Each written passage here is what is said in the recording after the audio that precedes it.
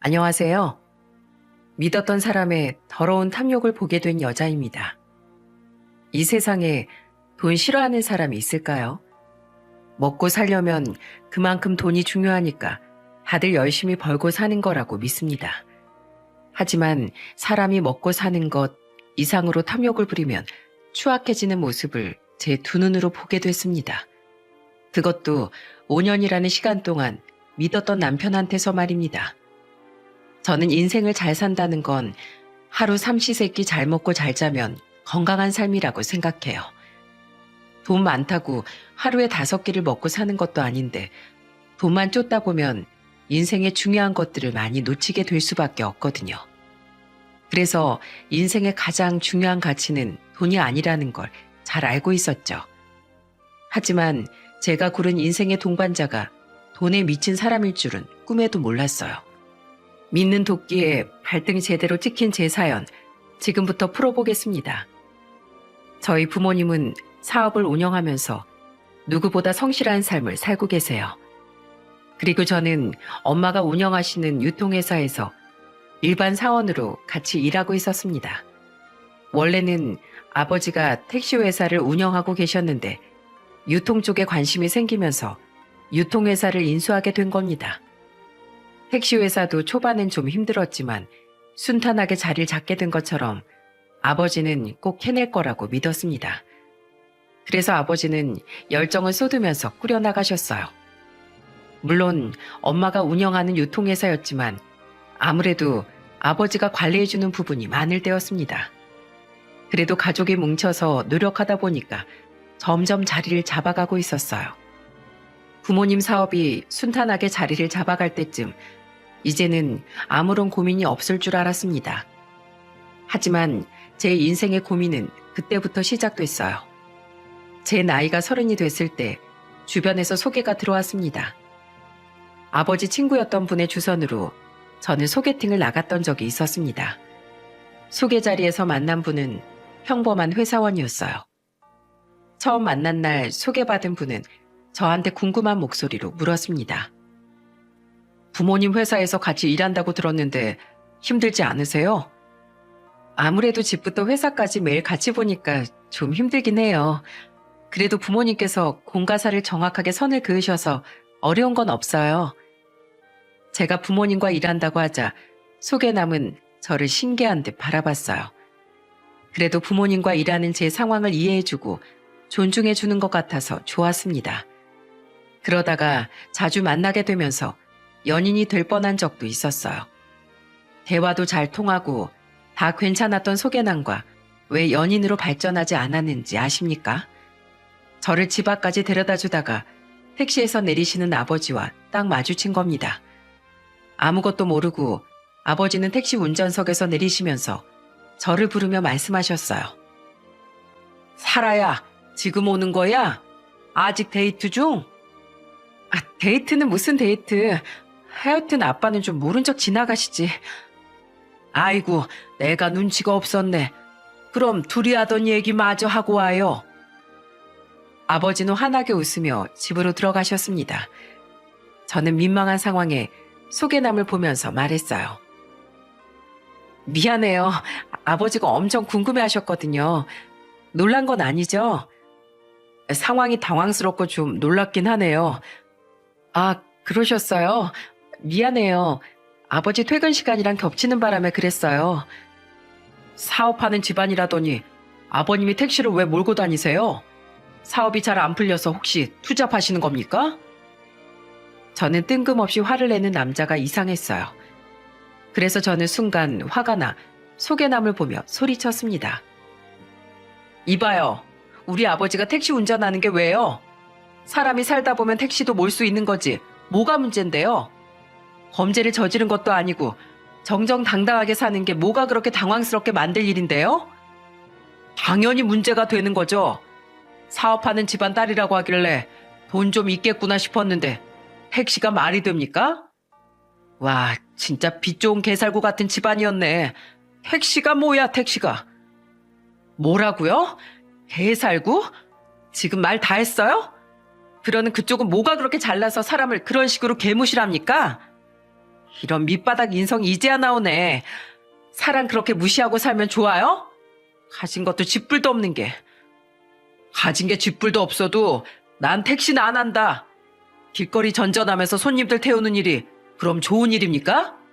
사람이 얼마나 먹고 살기 힘들면 택시 기사까지 해요. 진짜 그렇게 안 받는데 남 속이지 말고 떳떳하게 좀 사세요. 야, 됐다. 내가 너 같은 개차반 인성이랑 무슨 말을 하냐? 넌 계속 사람 보이는 대로만 보고 무시하고 살아. 사람이 깊이가 있어야지. 나이만 먹으면 뭐하냐? 나이는 어디다 먹었길래 생각이 있다위야. 나도 너 같은 놈 상종하기 싫거든? 그러니까 당장 꺼져. 간다 가. 에이, 재수가 없으려니까 별게 다 꼬이네. 제가 화를 내자 속에 남은 괜히 화를 내더니 억울한 듯 가버렸습니다. 그날 저는 너무 황당해서 지금까지도 기억날 정도였어요. 잔뜩 화가 난 채 집으로 들어간 저를 보고 아버지는 놀란 얼굴로 물으셨어요. 사라야, 무슨 일 있어? 왜 그렇게 화가 났어? 데이트가 마음에 안 들었어? 내가 아까 너 보고 반가워서 인사한 거야. 미안해. 아니야, 아빠. 오히려 나한테 인사해줘서 고마워. 아빠 덕분에 똥파리 제대로 걸러냈어. 똥파리 걸렀다니. 아니, 그게 무슨 말이야? 그 자식이 아버지가 택시 운전까지 할 정도면 집이 어려운 거 아니냐고 하는 거야. 그러면서 나보고 왜 있는 척하고 다니냐는 거 있지? 뭐? 뭐 그런 놈이 다 있어. 택시 운전하는 게 뭐가 어때서? 오늘 내가 일이 있어서 하루 딱 끌고 온 건데 왜? 별 이상한 놈 다 보겠네. 지 차도 없는 게 어디서 택시를 무시해? 그러니까 아빠, 아까 나한테 인사해줘서 고마워. 싹수 노란 놈을 제대로 걸러냈어. 학수 이놈이 자식은 친구라는 놈이 어디서 저딴 놈을 소개시켜 준 거야? 내가 가만두나 봐. 아버지는 친구가 소개해준 남자의 실체를 알고 화를 내셨어요. 세상에 직업으로 사람을 이렇게까지 무시하는 사람 보신 적 있으신가요? 범죄를 저지르는 것도 아니고 정당하게 세금 내고 하는 일이 왜 부끄러운 일인지 이해가 안 갔습니다.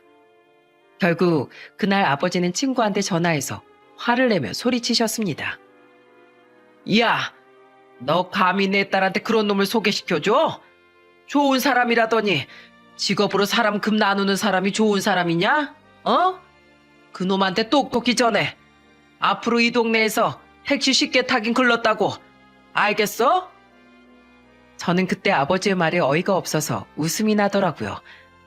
택시 회사를 긴 시간 운영해온 아버지만이 할 수 있는 말이었습니다. 그렇게 저는 한 차례 되어서 그런지 남자를 만나고 싶다는 생각이 안 들었어요.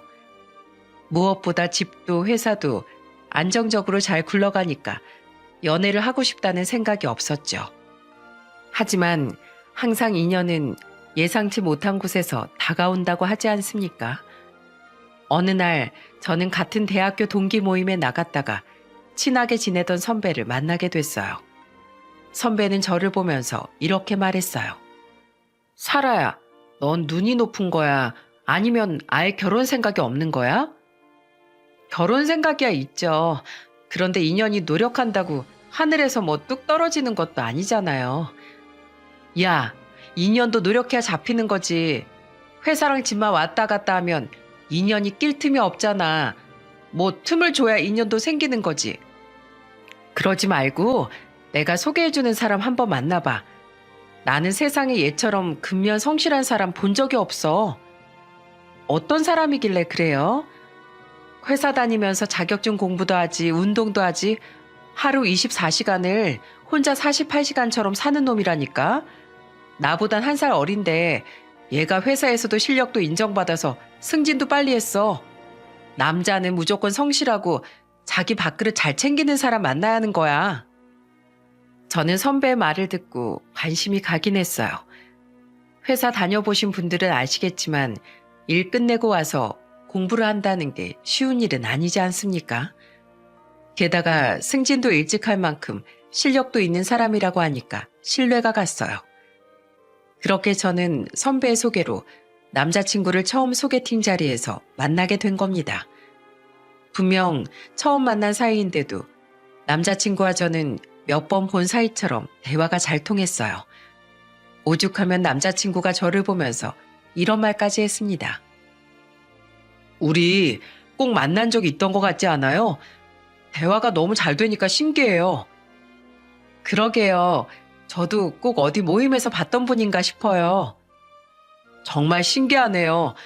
혹시 삼겹살 좋아하세요? 등산 좋아한다고 하셨으니까 주말에 등산했다가 삼겹살에 소주 한 잔 어떠세요? 저야 너무 좋죠. 저는 등산하고 먹는 고기를 제일 좋아해요. 우리 진짜 뭔가 있는 것 같아요. 저도 같이 등산하는 분들은 백숙에 막걸리 할 때 저만 삼겹살에 소주 찾았다니까요. 그럼 앞으로 등산은 저랑 가요. 너무 재밌겠네요. 같이 가주시면 저야 영광이죠. 취향도 입맛도 취미도 잘 맞는 사람을 만난 건 처음이었어요. 남들은 특이하다고 말하는 것들까지 잘 맞으니까 정말 운명인가 싶었죠. 그렇게 같이 등산도 다니고 맛집도 다니면서 저희는 부쩍이나 가까워졌습니다. 그러다가 자연스럽게 연인까지 발전하게 된 거예요. 평범한 회사원이었던 남자친구는 성격도 참 좋았어요. 그래서 연애 1년 차쯤 됐을 땐 아버지도 남자친구를 아들처럼 생각하실 정도였습니다. 한 번은 아버지와 남편과 같이 술을 한잔 하는데 아버지는 남자친구를 보면서 이런 말씀을 하셨어요. 내가 우리 현상일 보면 꼭 우리 아들 같아. 사람이 참 성실하고 바른 게 꼭 내 젊은 시절 보는 것 같단 말이야. 그러셨어요? 영광이에요. 저는 늘 아버님 보면서 나이 들면 꼭 저렇게 멋지게 사업해야지 다짐했었거든요. 사실 저희 아버지가 택시 운전하시면서 조금 힘들게 사셨어요. 그래서 꼭 사업으로 성공해서 효도하고 싶어요. 세상에 이런 기특한 생각을 하네. 아주 건실한 청년이야.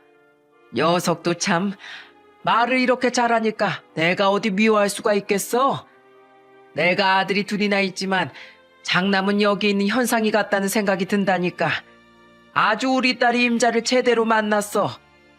아유, 과찬이세요. 저야 좋게 봐주시니까 자꾸 더 잘하고 싶나 봐요. 지금처럼 우리 사람만 행복하게 해주면 난 더 바랄 게 없어. 더 잘하려고 애쓰는 것보다 지금처럼 잘 지내는 것도 중요해.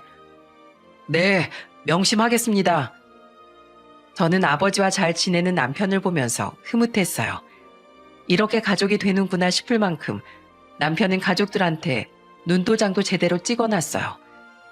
그 후 저희는 연애 1년 반 만에 결혼 준비를 시작하게 된 겁니다. 그런데 그때 아버지는 저를 불러서 진지한 목소리로 말씀하셨어요. 사라야, 내가 택시회사 사장인 거 시댁에는 알리지 마라. 그냥 네 엄마랑 유통회사 같이 있다고만 하고 택시회사 이야기는 하지 마. 왜? 아버님 택시 운전하시는데 아빠가 도움이 될 수도 있잖아. 사돈끼리 괜히 눈치만 보이지. 아예 다른 일을 하는 것도 아닌데 사돈끼리 난감해지기 싫다. 그리고 지금 우리가 유통회사가 잘 되고 있잖아. 그러니까 택시회사 이야기는 하지 말어. 부담스러워하셔. 아, 그럴 수도 있는 건가? 알겠어. 그럼 따로 말 안 할게. 아버지는 남자친구와 시댁에 택시회사를 숨기길 원하셨어요.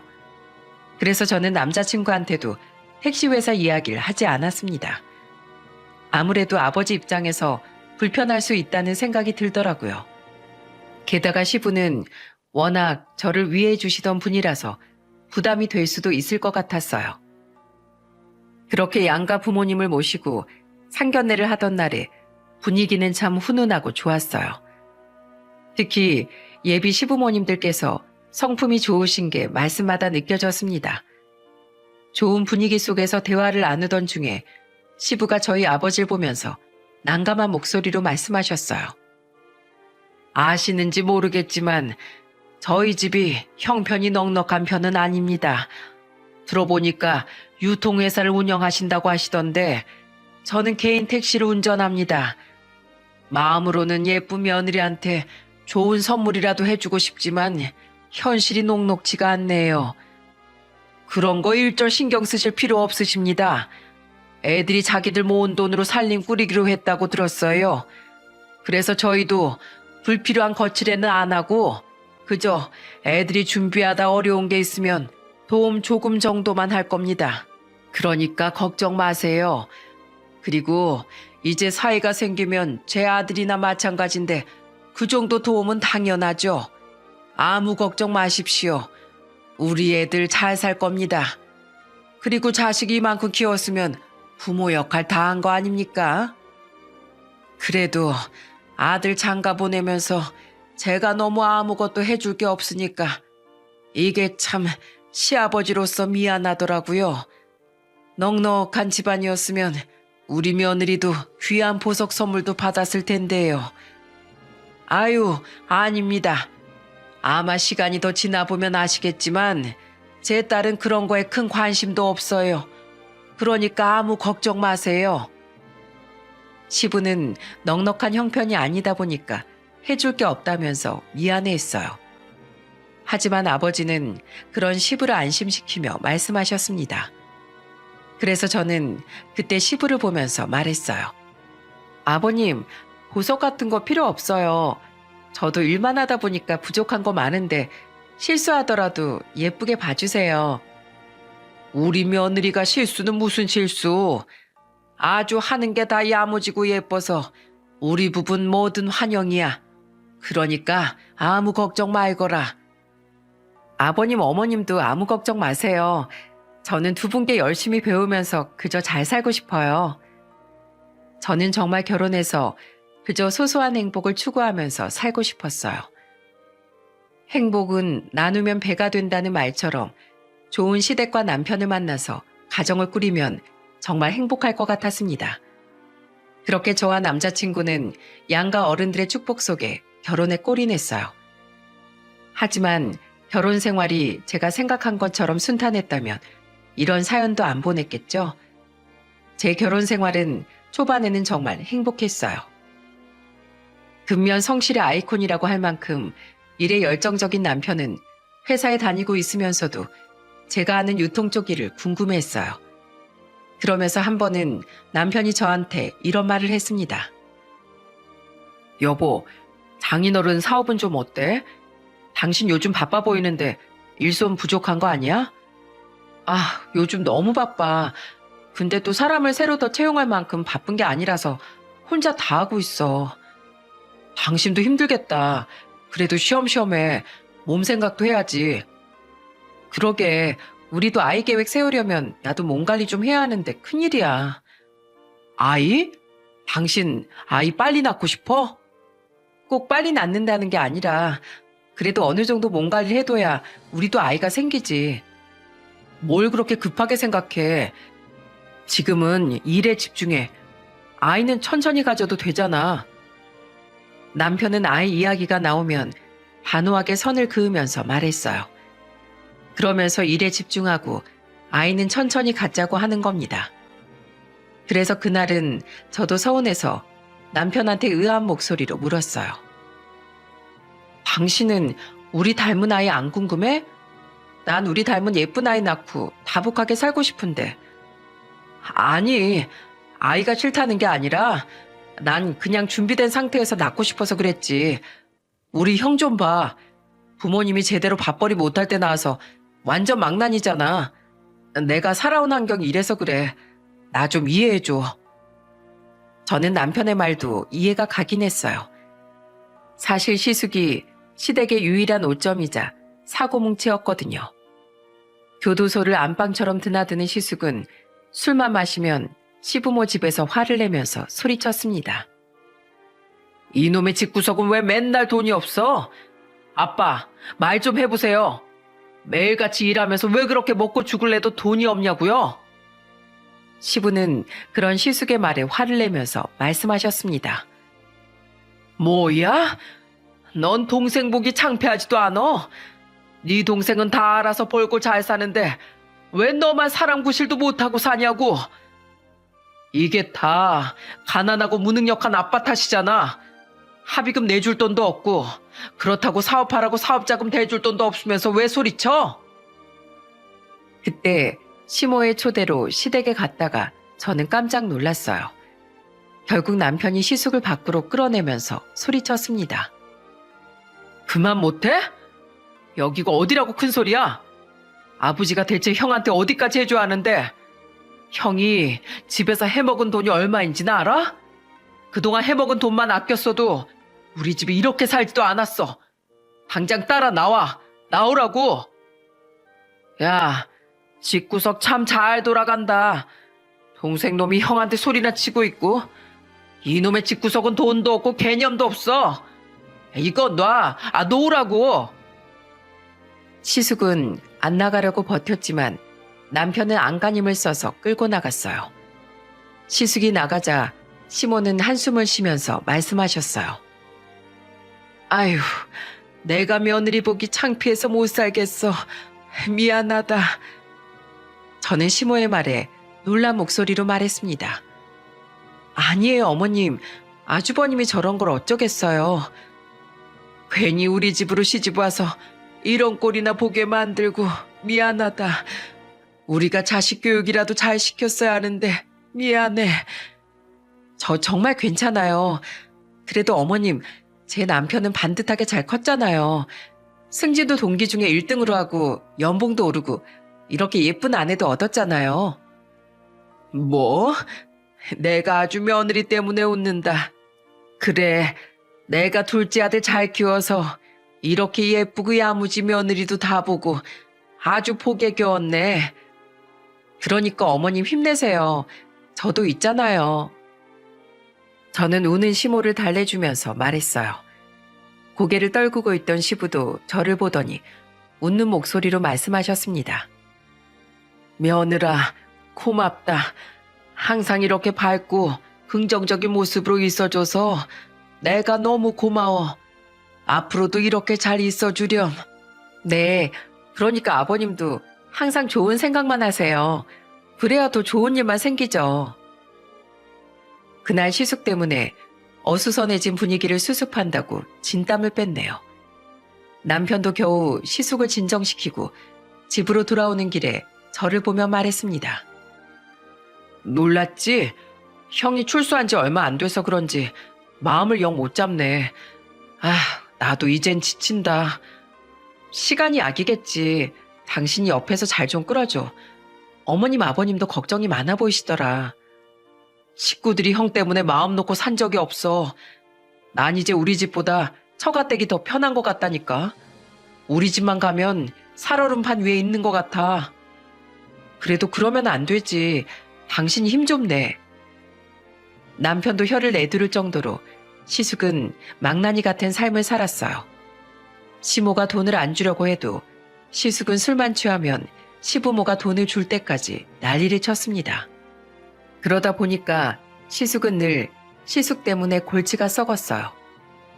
그러다 보니 남편은 스스로 더 시댁보다 처가에 가려고 하는 줄 알았어요. 한 번은 설 명절에도 남편은 이런 말까지 할 정도였어요. 우리 이번엔 처가 먼저 가자. 어차피 가봐야 또 형이 난리 칠 텐데 그냥 가지 말까? 뭐? 그래도 설인데 가야지. 아주버님이 사고 치는 거랑 우리가 안 가는 거랑 무슨 상관이 있어. 가봐야 머리만 아프지 뭐. 오죽하면 내가 이러겠어. 나도 답답해서 그래. 그냥 처가 먼저 가자. 부모님껜 내가 잘 말할게. 저는 어느 순간부터 남편이 시부모님보다 저희 부모님께 더 잘하려는 것 같았습니다. 딸 입장에서는 그런 남편한테 불만은 없었지만 문제는 자꾸 시부모를 등한시한다는 거였어요. 설 명절 때도 단호한 남편 태도 때문에 저희 부모님 집으로 먼저 가게 됐습니다. 그런데 남편이 한 번 가니까 일어날 줄을 모르는 거예요. 그때 아버지가 남편한테 술을 한 잔 건네려고 했어요. 옆에 있던 남편이 술을 마시려는 걸 보고 저는 놀라서 말했습니다. 여보, 술을 마시면 어떡해. 아직 어머님 아버님께 못 갔잖아. 참, 그렇지. 우리 그냥 이번 설에는 가지 말자. 어차피 내년에도 설날은 또 있는데 뭐하러 매년 가? 뭐? 그걸 지금 말이라고 해? 가서 얼굴이라도 비춰야지. 얼마나 기다리시겠어. 당신도 우리 집 가면 불편하고 피곤하잖아. 가봐야 뭐 떨어지는 것도 없는데 뭐하러 가? 저는 남편의 말에 너무 황당했어요. 그때 옆에서 듣고 있던 아버지가 남편을 보면서 단호한 목소리로 말씀하셨습니다. 지금 이게 무슨 소리야? 자네 부모님 뵈러 안 가겠다는 거야? 저희 형 때문에 집안이 좀 시끄러워서요. 그래서 설은 그냥 여기서 아버님과 어머님이랑 보내려고요. 저희 오늘 자고 갈게요. 누구 마음대로 여기서 자. 밥 먹었으면 가봐. 자식이 도리는 하고 살아야지. 형 때문에 집안이 시끄러우면 자네가 더 신경을 써야지. 이게 뭐 하는 거야? 저는 그냥 평소에 아버님께서 일도 많으시고 저희 집에 먹을 것도 자주 보내주시니까 감사한 마음에 더 오래 있고 싶어서 그랬어요. 자네가 나한테 잘한다 해도 달라지는 건 없네. 반대로 못하면 나도 실망하겠지. 그럼 자네 부모는 어떻겠나? 자네가 잘하면 더 좋아하시고 혹시라도 실수하면 자네 감싸주려고 하실 거야. 그렇게 아낌없이 주는 부모님을 안 뵙겠다는 게 말이 되나? 당장 가서 사돈댁에서 하룻밤 자고 집으로 가게. 남편은 한 소리 하는 아버지를 보면서 당황한 것 같았어요. 남편 입장에서 시숙이 힘들 수야 있지만 그렇다고 안 가겠다고 하는 건 제가 생각해도 선을 넘은 것 같았습니다. 그래서 결국 아버지한테 한 소리 듣고 남편과 시댁에 갈 수 있었어요. 그런데 분명 이때만 해도 처가 껌딱지가 되려던 남편은 어떻게 변했는지 아십니까? 그동안 남편이 저희 집에 집착했던 이유가 따로 있다는 걸 알게 됐어요. 바로 결혼 5년 차에 마스크 시국이 터지면서 부모님 사업에 타격이 생긴 겁니다. 심지어 마스크 시국에 유통업이 타격을 입으면서 아버지 회사가 흔들리기 시작했어요. 그때 남편은 아버지 유통회사가 어렵다는 소식에 제일 놀란 목소리로 저를 보면서 말했습니다. 장인어른 사업 어려워지면 앞으로 어떡해? 그 연세에 어디 취업하실 수 있는 것도 아닌데 다른 방법이 없는 거야? 지금 우리만 힘든 게 아니라 다 힘드니까 그렇지. 그리고 지금 우리 아버지 일 못할까 봐 걱정하는 거야? 우리 아버지 회사 살리려고 얼마나 노력 중이신데. 난 그게 아니라 아버지가 오랜 시간 일궈오신 유일한 회사니까 그렇지. 왜 걱정해줘도 그래. 당신이야말로 회사에 더 신경 좀 써봐. 아니면 내가 아버님 회사에 가서 일할까? 당신이 우리 아버지 회사에 온다고? 그래. 나도 회사 생활 하루 이틀 한 것도 아닌데 일단 불러주면 할 일이 많을 수도 있지. 요새 일도 많이 없어서 일손 안 부족해. 그러니까 당신은 지금 회사 잘 붙들고 있어. 어려울 땐 같은 배 타고 있으면 같이 죽는 거야. 남편은 자꾸 어려워진 아버지 회사에 와서 돕겠다는 말을 했어요. 하지만 저는 선을 그으면서 이 시국에는 다른 분야에 있자고 했죠. 그런데 제가 생각했던 것보다 남편은 야망이 엄청 큰 사람이었어요. 저런 말들이 다 아버지 사업을 걱정해서 하는 말인 줄 알았는데 그게 아니었던 겁니다. 그걸 어떻게 알게 됐는지 아십니까? 마스크 시국이 점점 길어지면서 아버지는 유통회사 적자가 너무 심해져서 결국 유통회사를 접을 수밖에 없었어요. 그러다 보니까 저도 엄마와 같이 일을 접을 수밖에 없었죠. 긴 시간 동안 꾸려오던 회사를 폐업 처분했던 날, 아버지는 식구들을 모아놓고 슬픈 목소리로 말씀하셨어요. 내가 오늘은 참 힘든 날이다. 긴 시간 꾸려오던 회사를 내 손으로 폐업 처분했어. 끝까지 지키고 싶었는데 마음이 참담하네. 그 이야기를 듣자 막내 남동생이 아버지를 보며 말했습니다. 그동안 수고 많으셨어요. 전 아버지가 오랜 시간 회사 잘 운영하셨던 거 누구보다 잘 알아요. 그러니까 잠시 쉬시고 다른 일 해보시면 되죠. 그래, 고맙다. 다시 힘을 내보마. 남동생의 말에 아버지는 고개를 끄덕이면서 대답하셨습니다. 그런데 그때 남편이 남동생의 말을 듣더니 아버지를 보면서 이런 말을 하는 거예요. 도전도 젊을 때 하는 거죠. 마스크 시국이 언제 끝날지도 모르는데 그동안 뭐 하시려고요? 사업이 쉬운 줄 아세요? 취업도 어려운데 사업이 쉬울 리가 없잖아요. 식구들은 남편의 반응에 깜짝 놀란 표정을 지었어요. 그동안 정말 상상도 못한 남편의 태도였거든요. 그야말로 남편은 처가에 헌신하는 사람이었어요. 예상 못한 남편의 말에 아버지는 놀란 목소리로 말씀하셨습니다. 내가 그래도 사업하던 사람인데 뭘 못하겠어? 자네 지금 취했나? 아니요. 술 한 방울도 안 마셨어요. 이제 장인어른도 사업도 접었으니까 아껴서 사셔야죠. 솔직히 저는 그 회사가 너무 아깝네요. 유능한 직원을 채용했으면 망하진 않았을걸요. 그 연세에 사장 자리에서 꼼짝 안 하고 계시면 고리타분한 운영밖에 더 하겠어요? 자네 지금 그걸 말이라고 하나? 그럼 내가 내 손으로 내 사업을 망쳤다는 거야? 그럴 수도 있죠. 원래 회사도 젊은 사람들의 기운이 필요하다니까요. 저는 남편의 말이 정말 황당했어요. 그래서 남편의 말을 끊어버리면서 소리쳤습니다. 지금 무슨 소리를 하는 거야? 당신 미쳤어? 지금 누구보다 속상한 사람 우리 아버지야. 오랜 시간 얼마나 힘들게 운영했는지 알아? 그런데 꼭 그렇게 아픈 곳을 후벼 파야겠어? 나도 답답해서 그래, 답답해서. 이래서 사업하는 집은 불안하다는 거야. 당신 당장 따라 나와. 아버지 죄송해요. 저희 먼저 가볼게요. 이 사람이 피곤해서 이래요. 죄송해요. 뭐해, 사과드려. 아버지께 사과를 드리면서 저는 남편한테 소리쳤어요. 그러자 남편은 쭈뼛거리면서 아버지를 보며 말했습니다. 아버님, 죄송해요. 저도 답답해서 그랬습니다. 누가 말을 쉽게 내뱉어? 자네야말로 사업하고 싶어 하던 사람이 말을 그렇게 쉽게 해서 뭘 해먹겠어. 큰 그림만 그릴 줄 안다고 해서 되는 건 없어. 사람이 겸손해야지. 처음으로 아버지가 사위한테 호통을 치셨던 날이었어요. 저도 그날 남편의 무례한 행동에 화가 났었죠. 그런데 그날 이후부터 남편은 더 걷잡을 수 없이 변해갔습니다. 그때까지도 아버지가 택시 회사를 운영한다는 걸 모르던 남편은 갑자기 저한테 이상한 말을 했어요.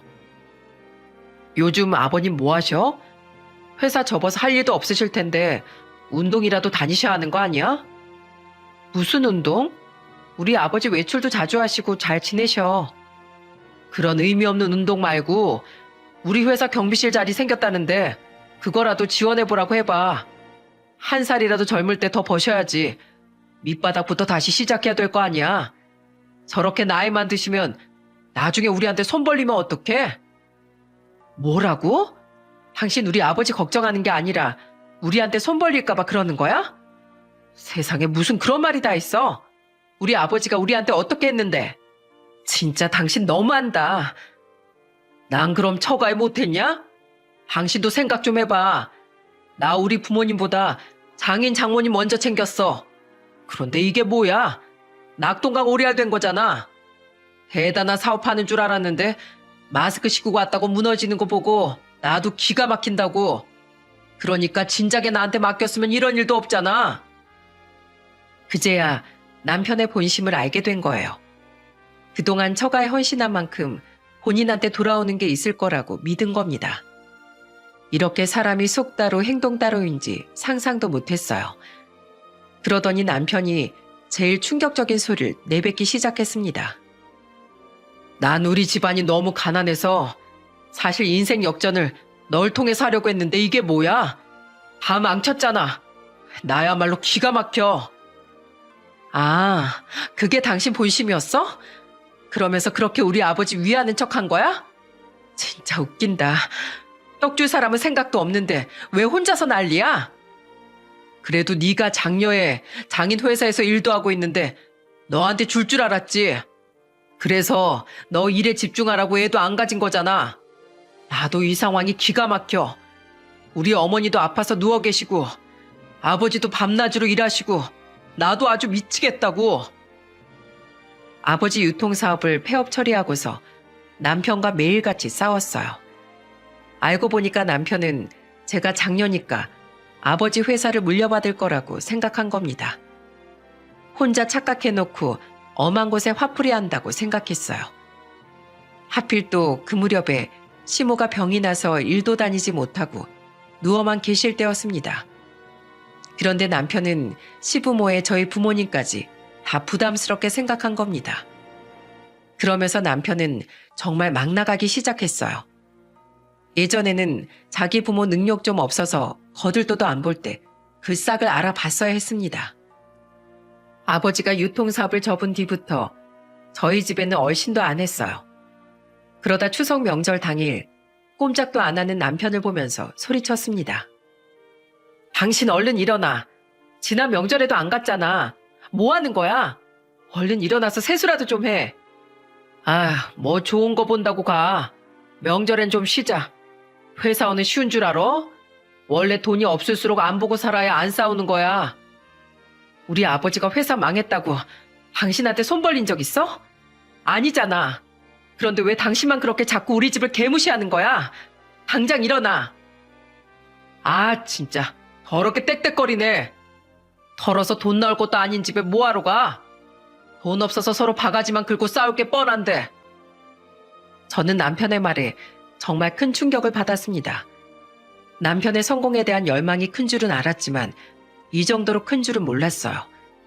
솔직히 말해서 유통사업이 적자에 허덕이면서 친정에도 상당한 충격이 있긴 했어요.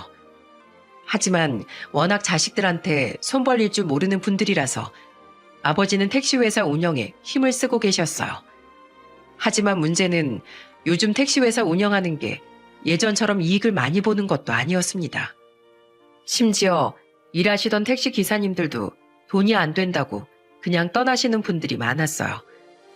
그러다 보니까 택시회사에 기사님 모으는 것도 힘들던 상태였습니다.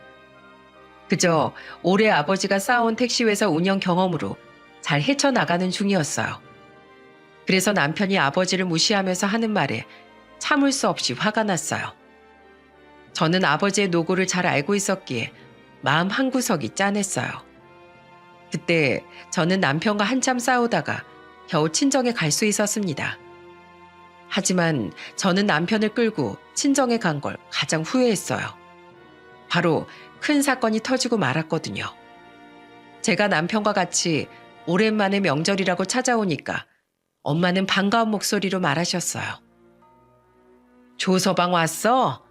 올해도 바빠서 못 올 줄 알았는데 다행이네. 네, 뭐 그렇게 됐어요. 엄마가 반갑게 인사하는데 귀찮은 목소리로 말하는 남편을 보니까 어이가 없었어요. 남편이 아니라 7살짜리 애를 데리고 온 기분이었다니까요. 결국 민망해진 엄마는 어색한 미소를 하면서 주방으로 가셨어요. 그리고 오랜만에 명절에 다 모였다 보니까 엄마는 맛있는 음식을 잔뜩 준비하신 거예요. 아버지는 술을 한 잔씩 마시면서 엄마를 보며 말씀하셨어요. 당신 오랜만에 솜씨 발휘 좀 했네. 이러다가 식당 하나 차리겠어? 아유, 말도 하지 마. 식당은 무슨 식당. 우리 식구들이나 잘 먹고 잘 살자. 내년엔 더 잘 될 거야. 그래, 우리 가족들 밥 잘 먹고 내년엔 파이팅 해보자. 정신력만 있으면 못할 게 뭐 있어? 아버지는 결심하듯이 잘 될 거라면서 말하셨어요. 하지만 그때 옆에서 술을 마시던 남편이 산통을 깨면서 말하는 겁니다. 내년엔 잘 될 거라고 누가 장담해요? 아버님은 망할 줄 알고 망하신 겁니까? 남편의 말에 분위기가 싸해졌어요. 아버지는 들고 있던 술잔을 내려놓으면서 남편한테 소리쳤습니다. 또 그 소리야? 어떻게 사람이 말이야. 장인 장모가 사업 좀 망했다고 이렇게 태도가 달라져? 내가 사업 잘 될 땐 매일같이 내 눈치만 보던 사람이 왜 이렇게 변한 거야? 누울 자리를 보고 발을 뻗으라고 했어요. 돈 좀 뜯어내려고 했더니 참, 아우, 속 터져 정말. 뭐야? 지금 뭐라고 한 건가? 돈을 뜯어내? 저는 남편의 말에 입이 떡 벌어졌어요. 부모님은 물론이고 동생들도 남편의 충격적인 말에 말문이 막힌 겁니다. 그런데 그 상황에도 남편 놈은 당당하게 말하더군요. 저 도저히 안 되겠습니다. 그냥 이혼하겠습니다. 사업 좀 물려주면 애 낳고 잘 살아보려고 했는데 애 안 낳길 잘했지. 이렇게 쫄딱 망할 줄 누가 알았겠어요? 난 거지 같은 집구석이면 아주 지긋지긋하니까 이혼해. 술에 취해서 막말을 내뱉는 남편을 보면서 저는 화난 목소리로 소리쳤습니다. 당신 진짜 미친 거 아니야? 여기서 그런 말을 왜 해? 왜? 어차피 너랑 이혼하면 남남인데 여기서 왜 못하는데? 나 어차피 너 여자로 안 보였어. 여자가 애교가 있는 것도 아니고 억척스럽고 어찌나 딱딱한지. 내가 너랑 애 안 낳고 산 게 얼마나 다행인지 알아? 나야말로 억울해. 5년 만에 처가가 쫄딱 망할 줄 누가 알았냐고. 나도 팔자 좀 피려고 했는데 내 앞길 막은 거야. 그때 내가 너 말고 다른 여자랑 결혼했어야 했어. 저는 남편의 말에 저도 모르게 뺨을 쳤어요. 그리고 또다시 화를 내면서 소리치며 말했습니다. 야, 말이면 다야? 우리 아버지가 네 돈으로 사업한 것도 아니고 너한테 그런 소리 들을 이유 없거든? 그리고 뭐 이혼? 너랑 나랑 혼인신고 안 하고 산 세월이 지금까지 왔어. 헤어져. 어차피 갈라서면 나도 손해볼 거 없어. 너 같은 인성 쓰레기 상종도 하기 싫어. 야, 너 지금 나 쳤어? 그리고 뭐? 야, 이게 어디서 하늘 같은 남편한테 야라고 하는 거야? 남편이 큰 소리를 치면서 저한테 다가오던 그 순간 아버지가 자리에서 벌떡 일어나면서 소리치며 말씀하셨습니다. 그만 못해? 여기가 어디라고 큰 소리야. 둘이 갈라선다니까 내가 아주 듣던 중 반가운 소리네. 그럼 이제 남남이지? 아 참, 뭘 들으셨어요? 아저씨 딸도 갈라서겠다고 했잖아요. 이제 남남이잖아요. 일하고 싶으면 우리 회사 경비라도 해요. 바닥부터 시작해야 다시 사장님 소리 듣고 살죠. 내 일이 있는데 거길 왜 가? 내가 넌 줄 알아? 지금 제 앞이라고 자존심 부리는 거예요? 알량한 자존심이 밥 먹여주는 것도 아닌데 그냥 일자리 달라고 부탁 좀 하세요. 그럼 내가 예정을 생각해서라도 경비 자리라도 어떻게 부탁해보게요. 남동생들은 남편 놈의 도발에 화를 냈습니다. 그러자 아버지가 동생들을 말리면서 지갑에서 무언가를 꺼내셨어요. 그리고 명함을 남편 놈한테 건네면서 당당한 목소리로 말씀하셨어요. 이거 받아둬. 자네야말로 사업할 생각 있으면 그 입 좀 다물어. 사정 어려워지면 세차 일이라도 하러 와. 남편 놈은 아버지가 건넨 명함을 받아들고 입이 떡 벌어졌어요. 바로 아버지가 건넨 명함은 택시회사 사장 명함이었습니다. 그동안 아버지의 택시회사를 몰랐던 남편 놈은 그야말로 뒤통수를 제대로 맞은 겁니다. 그걸 본 남편 놈은 놀란 목소리로 말했어요. 아니, 회사가 2개였단 말이에요? 이런 말 없으셨잖아요. 뭐, 알면 달라져? 내가 제일 잘한 일이 사업 하나 숨겨둔 거야. 의도는 그게 아니었지만 이렇게 앞뒤가 다른 모습을 보니까 내가 잘했다 싶네. 술 처마시고 술주정할 거면 나가. 그리고 사라랑 갈라서기로 했으니까 여기서 썩 꺼져. 장인어른, 제가 술이 좀 과했어요. 뭘 몰랐어요.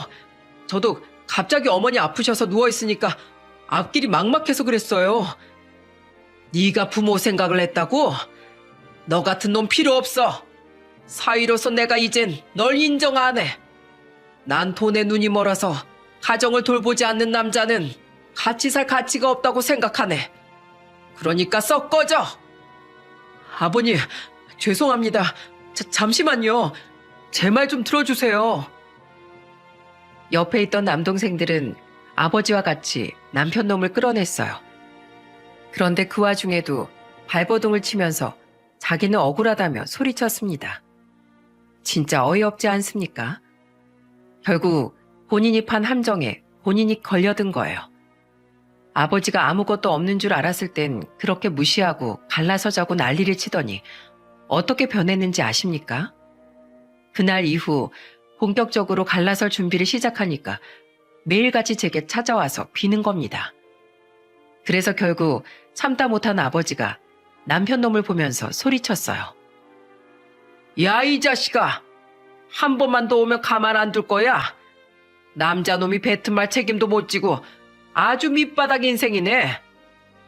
네가 사업해서 성공하면 내가 성을 간다. 아버님, 잘못했습니다. 저 정말 힘들어서 그랬어요. 사람 많이 사랑합니다. 어디 내 딸 이름을 함부로 불러? 경찰 부르기 전에 당장 꺼져. 결국 남편 놈은 경찰이 출동하면서 끌려갔습니다. 정말 이런 놈이랑 평생을 살려고 했던 제가 멍청했던 것 같아요. 그저 열심히 사는 사람인 줄 알았는데 정말 이런 놈인 줄은 몰랐어요. 그래도 불행 중 다행인 건 아이가 없다는 거였습니다. 그래서 갈라서는 게 쉬웠어요. 결국 전 남편은 지금 원룸을 구해서 살고 있다고 들었어요. 시댁이 어렵다 보니까 도와줄 상황이 아니었거든요. 그런데 갈라선 지 한 달 만에 전화 와서 뭐라는 줄 아십니까? 여보, 우리 좋았잖아. 우리 다시 잘 지내보자.